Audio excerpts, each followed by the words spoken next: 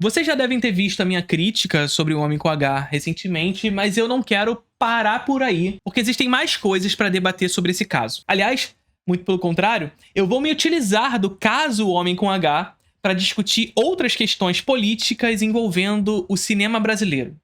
E aqui é onde eu quero conversar com a galera do Twitter. Como defender o cinema brasileiro? E aqui, quando eu digo isso, eu não quero ser o dono da verdade. Eu não quero ser o cara que vai dizer pra vocês, determinar pra vocês qual é a maneira correta, mas dizer pra vocês o que eu acho, qual é a maneira que eu acho pertinente sobre a defesa do cinema brasileiro. Porque rolou toda uma polêmica envolvendo o Homem com H no Twitter, sobre essa necessidade de muitos influencers em tratar sobre esse filme. E veja só, isso não é um ataque pessoal a ninguém. Inclusive, o querido que iniciou isso tudo tá aqui no chat com a gente nesse momento. E eu, inclusive, acho que existe um ponto central nisso que eu acho que é pertinente no que a pessoa que iniciou tudo isso fez. Que é o quê?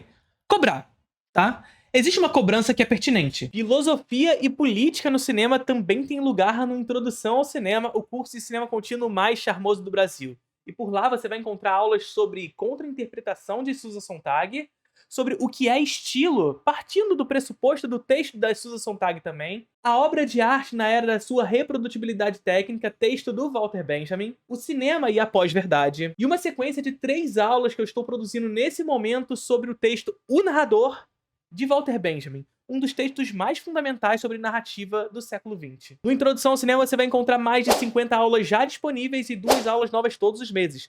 Faça parte do curso. Link na descrição do vídeo. A cobrança de que os criadores de conteúdo de cinema no Brasil falem mais sobre cinema brasileiro. E isso que foi feito é importante.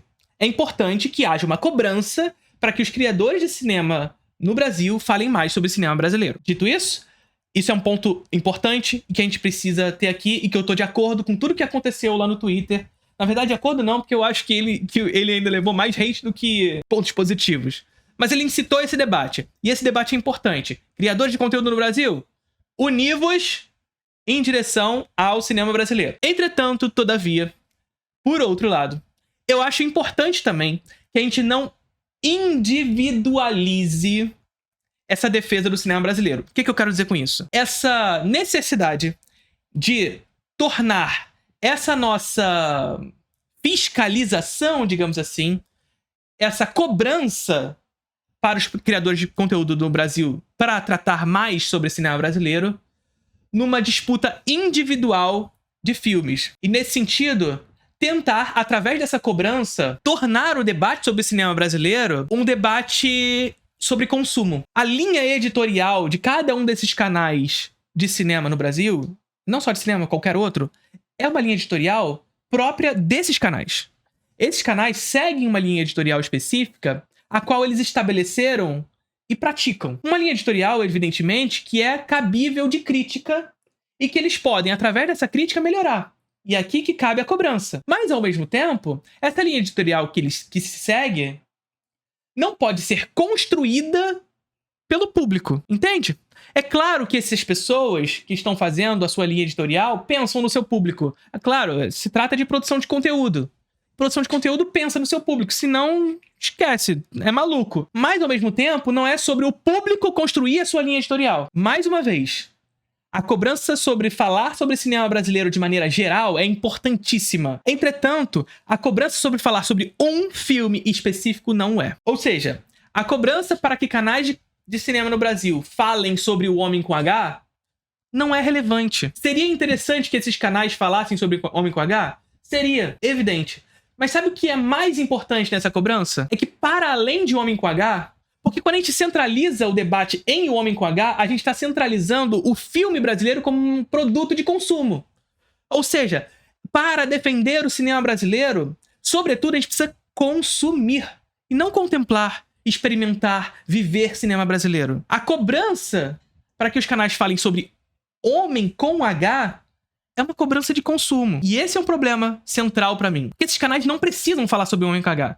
Esse canal aqui não precisaria falar sobre o Homem com H, mesmo que eu tenha falado. Eu não precisava. Se eu escolhesse não falar, eu não falaria. Qual é a cobrança central que eu acredito que é importante para que vocês cobrem os seus criadores de conteúdo de cinema no Brasil? Qual é a cobrança que eu acredito interessante? Esse canal fala sobre cinema brasileiro? Esse canal fala sobre cinema brasileiro? É recorrente que esse canal tenha como um dos seus assuntos o cinema brasileiro, e por recorrência, gente, eu não tô falando um vídeo por semana, eu não tô falando um vídeo todo dia. Se esse canal tem por característica, volta e meia, falar sobre o cinema brasileiro, e é uma escolha não falar sobre um Homem com H, tá tudo bem, gente. Ele não precisa falar sobre Homem com H. Ah, mas tá no hype, tá atingindo grandes públicos, etc. É uma coisa que a gente vai falar agora também. Ora, se a gente for partir por esse pressuposto, a gente vai ter que falar sobre tudo que vai ter grande público do cinema brasileiro. Não é assim que funciona. Porque, mais uma vez, a gente tá partindo sobre um viés de consumo, sobre uma defesa do cinema brasileiro que tá para além do próprio cinema, mas sobre consumi-lo, não sobre experienciá-lo. Então vamos, cobrem os seus criadores de conteúdo a falarem mais sobre o cinema brasileiro. Mas entenda nessa cobrança que é preciso que esses criadores de conteúdo falem sobre cinema brasileiro e não sobre pontos específicos desse cinema brasileiro. Apresente para esse criador de conteúdo, olha só, O Homem com H tá batendo altas bilheterias e é um filme interessante. O Ash, outra vez, bateu... É um filme que tá com grande repercussão, sobretudo num circuito não comercial. De repente é interessante você fazer pra esse filme crescer, mas não cobrar a necessidade que ele fale sobre esse filme, sobretudo se esse canal já fala sobre o cinema brasileiro. Tem por prática fazer isso. Porque aí você só tá entrando na linha editorial desse canal. E assim, os nossos desejos individuais não devem simplesmente afetar o canal do próximo. Senão, assim, faz o seu. E mais uma vez, quando eu digo faz o teu, é na compreensão de que o lugar de cobrança é importante. Olhe para os canais de produção de conteúdo de cinema no Brasil. Entenda, primeiro, esse canal fala sobre cinema brasileiro? Fala. Beleza. Se ele fala e ele não falou sobre um filme que eu gostaria que ele falasse, pô, apresenta o filme pra ele, ó, indica. Não, ele não quer falar? Não fala. E esse canal fala sobre cinema brasileiro. Agora, a cobrança de que é preciso assistir cinema brasileiro e falar sobre cinema brasileiro é hiper válida. Não só válida como necessária. Eu quero trazer pra esse debate uma outra questão sobre a Homem com H, que vai na direção justamente dessa ideia de como defender o cinema brasileiro. Como defender o cinema brasileiro. E aí a gente vai, por exemplo, com todas as questões que aconteceram com o Homem com H, que tá pra além do filme. Eu acho que é um debate que a gente não pode se evadir. E aí os canais de cinema no Brasil podem não necessariamente ter domínio sobre esses assuntos. E é assim, às vezes as pessoas só querem falar sobre os filmes. E não tem o domínio político, por exemplo, do cinema. Mas se inteirar minimamente com o assunto é importante para falar com seu público, de repente. O Homem com H, por exemplo, estava nas salas de cinema por 8 semanas e não é como se estivesse com o público em decadência, salas vazias, nada disso. Eram mais de 600 mil espectadores que já tinham assistido ao Homem com H nas salas de cinema e espectadores recorrentes em média de 5 mil espectadores diários para o filme e, portanto, um filme que ainda estava no topo entre os filmes mais assistidos nas salas de cinema. E o filme simplesmente foi adquirido pela Netflix, saindo direto da sala do cinema para a Netflix. Melhor, ou pior, permanecendo na sala do cinema e agora também na Netflix. Qual é a consequência disso? A consequência é que um filme que estava atingindo 5 mil pessoas, 5 mil espectadores por dia, veja o seu público decaindo profundamente a partir de agora. É isso que vai acontecer. É isso que está acontecendo. O filme vai decair profundamente e não estranhem se na próxima semana o filme não esteja mais em cartaz, porque, claro, vai estrear um novo filme e o filme que vai sair de cartaz é aquele que as pessoas não estão indo mais. Sobretudo se é brasileiro, que muitas vezes sai de cartaz com demanda alta, porque existe lobby estrangeiro para botar filme americano. Então o cinema brasileiro ele tá sempre no lugar mais frágil, primeiro por conta do lobby americano, que vai tirar o cinema brasileiro se ele tá bem ou se ele tá mal, e segundo, porque essa mesma empresa estrangeira chega no Brasil, sequestra esse filme brasileiro das salas de cinema, coloca em cartaz, junto com o filme na sala de cinema, e aí já era. E por que isso é um grande problema? Porque eu vejo muita gente defendendo a Netflix, ou pelo menos a entrada desse filme em cartaz. E aí a defesa, para que esse filme tenha entrado em cartaz, vai sempre na direção de que, no Brasil, existe uma desconcentração do parque exibidor. Isso é uma verdade. Não só é uma verdade, que nós aqui no canal já falamos inúmeras vezes, inclusive para defender pirataria. O Brasil é um país hiper concentrado quando se tange ao parque exibidor brasileiro. Ou seja, no Brasil a gente tem um pouco mais que 3.600 salas. Dessas 3.600 salas, 1/3 dessas salas estão concentradas no estado de São Paulo. 1/3 das salas do estado de São Paulo estão no Rio de Janeiro.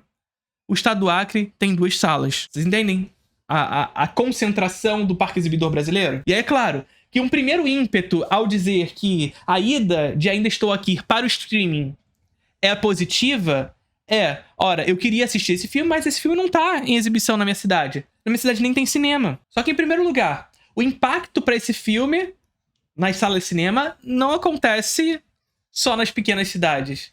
As pessoas que vão assistir não são as pessoas só das pequenas cidades. Essa é a primeira parada. É um primeiro ponto. Mas aí vocês vão falar, mas então o que você sugere de solução pra essas pessoas? Tem outros meios, né? Aqueles outros meios. Que, ao contrário da ida pro streaming, não afeta exatamente a ida ao cinema. Então, assim, Homem com H é um filme que já estava há 8 semanas no cinema e que iria sair do cinema em breve. E aí sim a Netflix poderia comprar esse direito e pôr no seu streaming, por exemplo. Mas não. A Netflix é uma empresa predatória. Predatória porque é um monopólio. E por monopólio ela consegue negociar de maneira muito mais facilitada. Ela entende que nesse momento Homem com H ainda está em alta.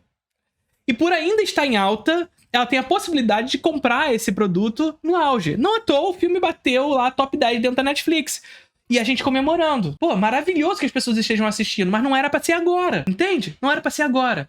E aí por que não era pra ser agora? Aí a gente entra na segunda parte desse vídeo, que é todo o debate sobre regulamentação do streaming, que a gente já tratou aqui inúmeras vezes. Primeira coisa, um streaming não regulamentado possibilita que a Netflix faça isso. Prede o cinema brasileiro, canibalize o cinema brasileiro, que ainda está dentro da sala do cinema. Imponha ao cinema brasileiro uma lógica estrangeira que não funciona aqui. Porque, veja, pro cinema americano, funciona a lógica da janela de exibição curta. E veja só, funciona, mas peronomútil ainda assim, tá? Porque a gente vê que, pra muita gente, o motivo da crise nas salas de cinema é que os filmes estão indo pro streaming muito rápido. Esse é verdadeiramente um motivo, tá? Mas eu não acho que seja dos mais relevantes. Tem uma sua relevância, mas tem muita coisa pior do que isso pra responder à crise do cinema atual. Mas veja, isso já é assim pros Estados Unidos. E por que pros Estados Unidos é diferente pro Brasil? Porque nos Estados Unidos existem orçamentos astronômicos pra se fazer filme. E aqui entra o Scorsese nesse debate. Lembra que a gente... Tem muita gente que fica meio...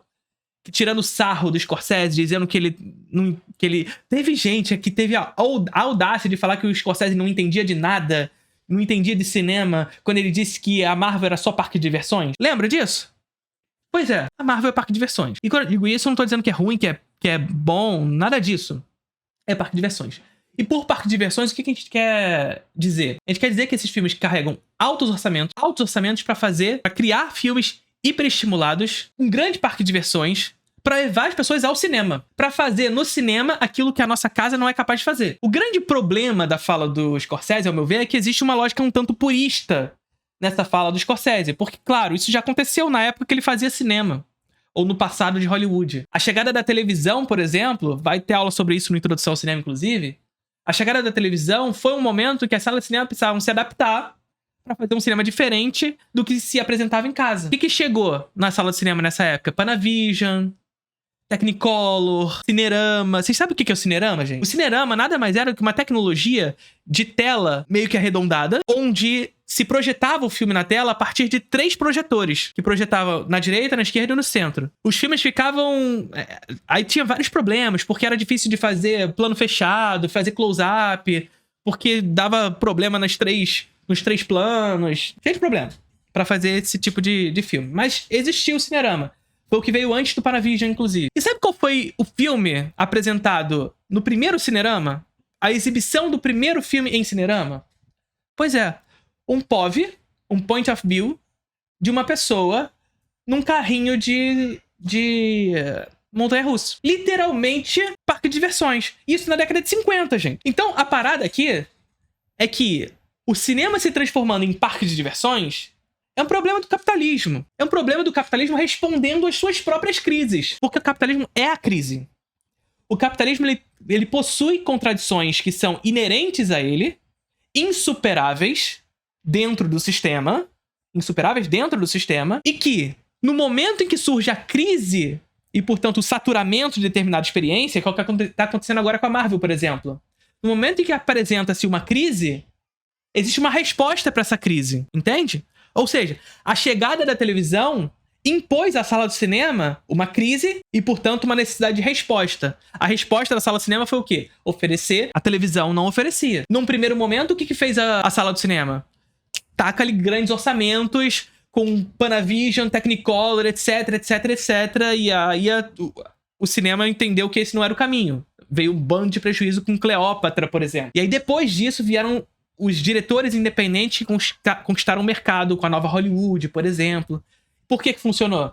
Porque a televisão era um sistema muito familiar, que se comunicava de maneira muito bons costumes, sabe? E aí o cinema hollywoodiano, o cinema americano, que antes era submetido sob Código Reis, abandona isso, é inspirado pela novela vague e passa a tratar de temas como violência, sexo e etc. Hoje, acontece a mesma coisa. Existe essa crise na sala do cinema e a gente vê se apresentando outras coisas. Por que funciona a janela de exibição nos Estados Unidos? Porque eles têm esses grandes orçamentos pra fazer filme, gente. Entende o que eu tô falando? Os americanos têm a possibilidade de fazer filmes de 300 milhões de orçamento e, portanto, fazer filmes que façam sentido pra que as pessoas saiam de casa e vão até uma sala de cinema assistir aqueles filmes. Porque na sala de cinema vai ser diferente. Você vai comprar não o filme, você vai comprar a experiência. Você tá ligado nisso, né? Isso acontece com comida, isso acontece com tudo isso. Hoje você não vende o produto, você vende a experiência. Esses restaurantes instagramável tudo. O cinema é um restaurante instagramável, o cinema de shopping. Você vai pra porra do restaurante instagramável pra ver fumacinha saindo do copo de bebida que você tá bebendo. Pra ver fogo, ver o hambúrguer pegando fogo. E você tirar foto dessas merda. A comida é boa? Não, a comida não é uma merda. Mas não importa a comida. Não é sobre a comida, é sobre o que você vê, é sobre o espetáculo. E esse é o cinema respondendo à crise. É o cinema do grande espetáculo. Para os Estados Unidos, faz sentido uma janela de exibição curta, porque para as pessoas, é claro, se elas não tiverem dinheiro, elas esperam chegar no streaming. Mas se elas tiverem dinheiro para ir, elas vão. Elas vão porque vai ser diferente. Agora, o cinema brasileiro, não. O cinema brasileiro não tem esses grandes orçamentos. E por isso as pessoas optam por esperar chegar no streaming. Só que aí chega uma empresa predatória, como é a Netflix, como são os serviços de streaming, tem uma regulamentação aqui no Brasil, compram os direitos de O Homem com H, simplesmente retira a possibilidade desse filme continuar crescendo nas salas de cinema, e agora, pior de tudo, porque não há regulamentação de streaming, esse filme agora é propriedade da Netflix. Olha que lindo. Ou seja, sem regulamentação de streaming, O Homem com H não é mais um filme brasileiro. É um filme da Netflix. Essas pessoas que fizeram parte da produção desse filme, que fizeram parte da realização desse filme, não tem mais direito algum sobre esse filme. Porque não tem regulamentação. Esse filme foi comprado, e esse dinheiro pelo qual foi comprado, claro, vai pra essa produtora. Mas depois disso, amigo, esse filme é da Netflix. É uma empresa estrangeira, uma empresa gringa que comprou um filme brasileiro, e agora o filme brasileiro é gringo. É deles, é propriedade deles. E os realizadores brasileiros, se um dia quiserem renegociar essa obra, não tem essa possibilidade. E mais do que isso, vocês querem saber mais do que isso? O que é mais revoltante ainda? Se a Netflix, já que ela é proprietária do filme, resolver tirar o filme do cartaz, ela pode. Se a Netflix resolver, de uma hora pra outra, que ela não quer mais que esse filme esteja dentro do cartaz dela, ela pode simplesmente tirar o filme do cartaz. Aí vocês vão falar, tá, e aí esses produtores podem então renegociar com a Max, com a Prime ou qualquer outra empresa. Não, não podem, porque é da Netflix. E o filme simplesmente deixa de existir. Vocês estão entendendo o problema? Do porquê que O Homem com H não devia ir pro streaming agora? Seria maravilhoso, sim, que ele fosse pro streaming em algum momento. Agora. E eu entendo que tá muito caro ir pro cinema. É lógico que tá caro pro cinema. Mas antes da pandemia do Covid-19 também tava caro. E a gente ia. Não é ultimamente que tá caro, não. Sempre esteve. A diferença é que existia uma forma estabelecida de mercado que a gente olhava menos pro dinheiro e mais pro que a gente queria assistir. Infelizmente, o formato Marvel estava em sucesso. E a gente pagava caro pra ir. Mas a gente pagava. E tudo isso vai em inúmeras direções. E aqui é o que eu tava dizendo pra vocês. Esse vídeo é sobre como defender o cinema brasileiro. E uma das etapas sobre como defender o cinema brasileiro, hoje, não é sobre falar sobre o Homem com H. Fale sobre o Homem com H se você puder.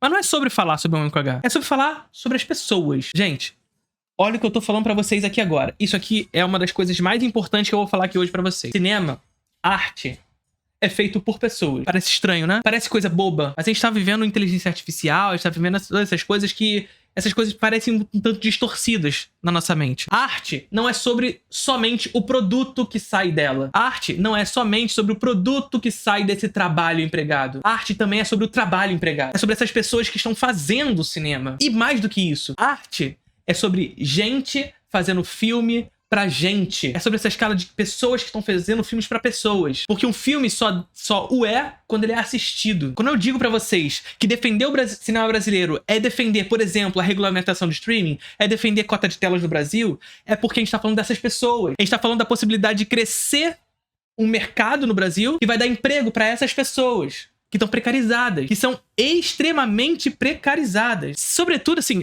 todas essas etapas de produção na produção de um filme são. Mas se você pega roteirista, por exemplo, é extremamente pejotizado. Esses caras fazem filmes por projeto. Ele tem emprego por projeto. Eles estão empregados 3 meses no ano, às vezes. E o resto do ano eles precisam se virar em outros bicos. E emprego extremamente pejotizado, porque eles não são mais contratados. Com contratos extremamente abusivos, que inclusive impõem a esses sujeitos que, enquanto estiverem sob a vigência do seu contrato, tenham exclusividade para aquela empresa. Não podem fazer outros trabalhos. Às vezes eles são contratados por 6 meses, eles terminam o trabalho deles em 3 meses, eles não podem mais pegar outro trabalho, porque eles estão sob vigência de contrato de exclusividade. Vocês estão entendendo o que é? Lutar por regulamentação de streaming, por cota de telas, significa, pela cota de telas, por exemplo, que esses filmes sejam exibidos, que eles tenham um lugar para ser exibido.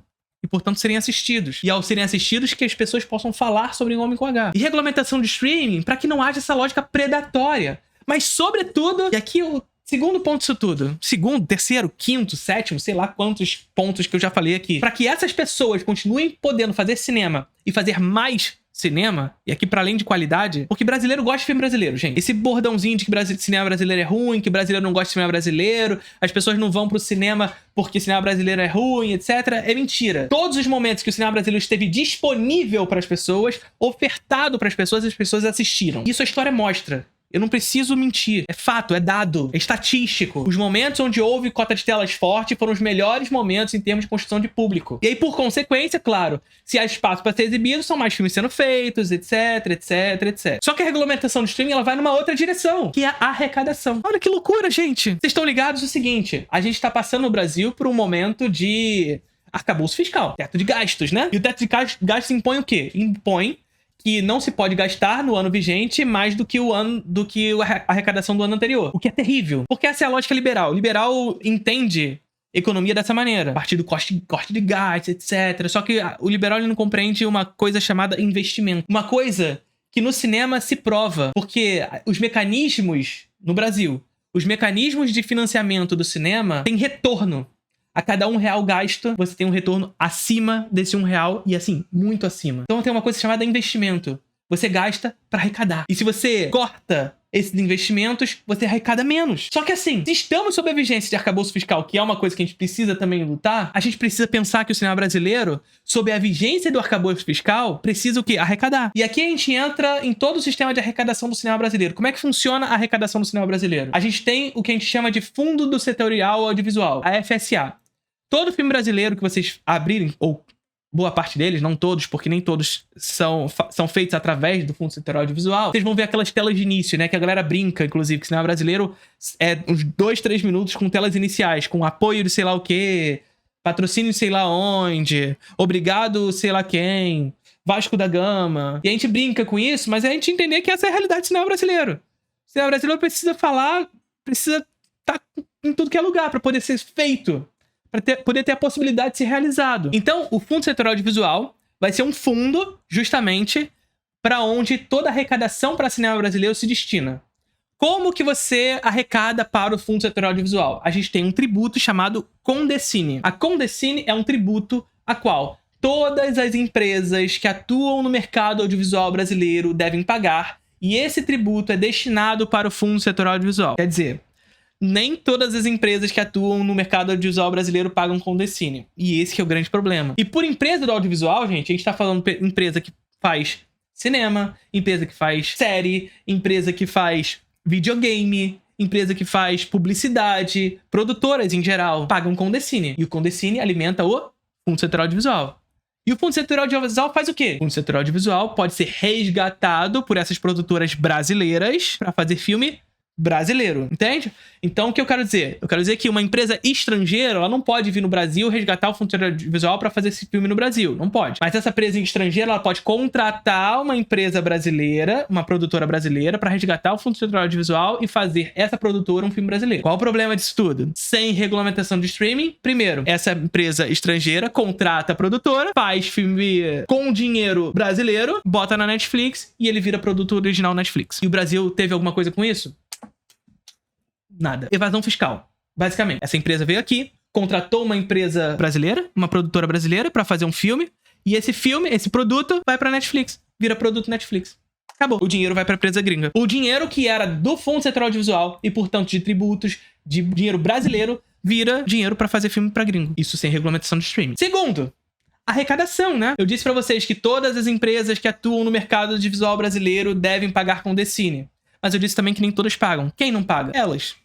Os serviços de streaming. E aí, claro, se eles não pagam com Condecine, eles não alimentam o Fundo Central Audiovisual brasileiro e, por consequência, nós não arrecadamos mais para fazer mais. Para fazer mais filmes, para investir em distribuição, que é algo que a gente não investe há muito tempo, inclusive, no mercado audiovisual brasileiro. Investir em distribuição para que esses filmes possam ser exibidos. E o Fundo Central Audiovisual, ele tá para além de financiar um filme, ele tá também para distribuir filmes, para fazer com que esses filmes sejam exibidos e que haja a possibilidade desse investimento nos mercados alternativos. Agora, a gente vê tramitando hoje um projeto de regulamentação de streaming. As associações de produtoras no Brasil buscam uma regulamentação de aproximadamente 12%.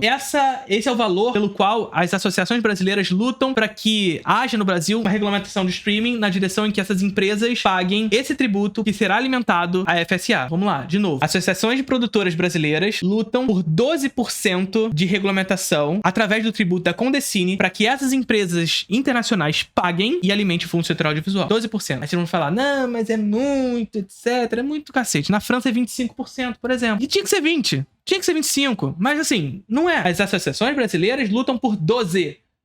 Liberal vai dizer pra você, não, mas aí vai aumentar o preço do seu serviço. Aí você vai dizer pra ele o quê? Não, mas o serviço já tá aumentando todo ano. Todo mês tá aumentando o serviço. E não é por causa de tributo. É porque esses estúdios já estabeleceram um monopólio e o monopólio controla o preço. São 5 grandes streamings. No Brasil, a Netflix é mais monopolista ainda. Pode jogar o preço lá em cima que você vai continuar assinando. Vai continuar assinando. Esse é o projeto das associações brasileiras. O que tá tramitando no Congresso? Vocês entenderem onde a gente tá se metendo. É melhor ter do que não ter a regulamentação. Mas olha que regulamentação que a gente tá passando. Ou melhor, em vias de se passar. Desses 6%, o qual essas empresas devem pagar da sua arrecadação bruta, 60% deles podem ser destinados para licenciamento. Significa que ele pode simplesmente pegar desses 6% que ele vai pagar para licenciar cinema brasileiro. Ou seja, para comprar direito de filmes brasileiros que já foram feitos. E aí, claro, licenciamento significa que esse produto comprado vai ser de quem? Da Netflix. E é mais uma coisa que a regulamentação devia segurar. A possibilidade de que esses filmes sejam renegociados. Ora, se